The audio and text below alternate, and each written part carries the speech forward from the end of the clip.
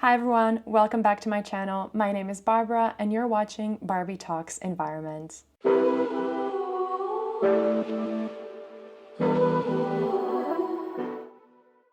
So today we're going to be talking about one of the topics that I find the most interesting when it comes to sustainability, and that is the overall topic of plastic. So plastic production, plastic waste, and especially plastic packaging.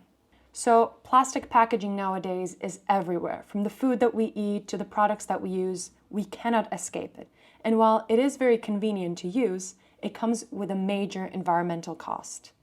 In today's video, we're going to be diving into why plastic and plastic packaging is such a problem in today's society, what alternatives are out there, and what we can do to stop this problem.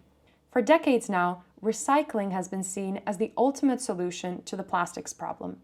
But here's the staggering truth.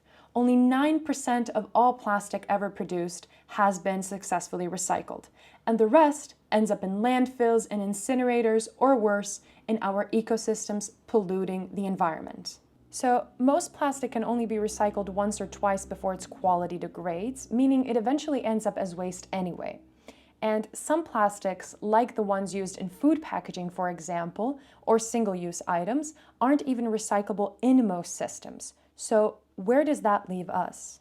It has been estimated that around 220 million tons of plastic were created in 2024, which is approximately 28 kilograms per person worldwide. Plastic production is driven by fossil fuels, making it a major contributor to climate change. In fact, if plastic were a country, it would rank as the 5th largest greenhouse gas emitter in the whole world. So what can we do to stop this? Well, many environmentalists state that the best thing to do would be to get rid of plastic altogether. And while that of course sounds ideal and the most logical, it isn't as easy as you might think. Getting rid of plastic altogether is nearly impossible in modern society because it is deeply integrated into our daily lives and industries. Plastic's versatility, durability, and low cost make it indispensable for applications like medical devices, food packaging, and technology, where alternatives may be less effective or far more expensive. Replacing plastic entirely would require a mass shift in global supply chains and infrastructure and consumer behavior, which is both time-intensive and resource-heavy.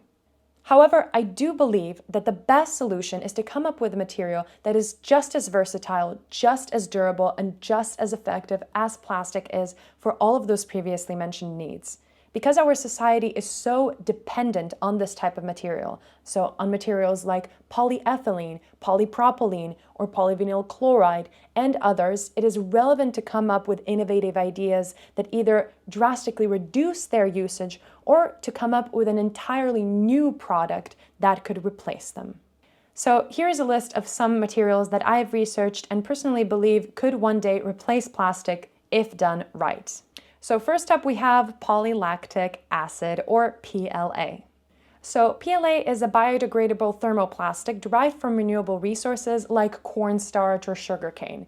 It's commonly used in packaging, disposable tableware, and also medical implants. PLA offers similar properties to conventional plastics, but with the advantage of being compostable under industrial conditions. And what is actually quite interesting about PLA is that you can also compost it at home if the product contains an enzyme that allows it to easily break down later. So second of all, we have one of my all-time favorite solutions, and that is starch-based bioplastics. So starch-based bioplastics are derived from natural polymers like corn or potato starch and are biodegradable, renewable, and suitable for applications in packaging, agriculture, and medicine. And while they are environmentally friendly and abundant, their brittleness and water sensitivity do pose some challenges, requiring plasticizers or blending with other materials to enhance flexibility and strength.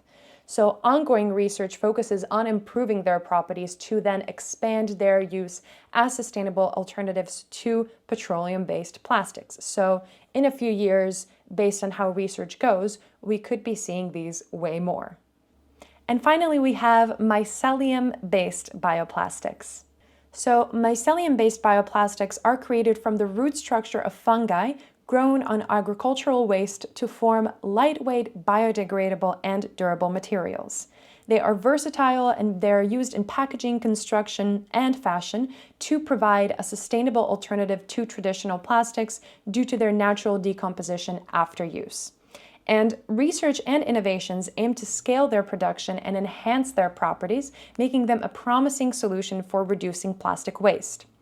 And companies like Ecovative are branching out applications for mycelium and have been experimenting with multiple mushroom ventures ever since 2007. So I would highly recommend checking them out.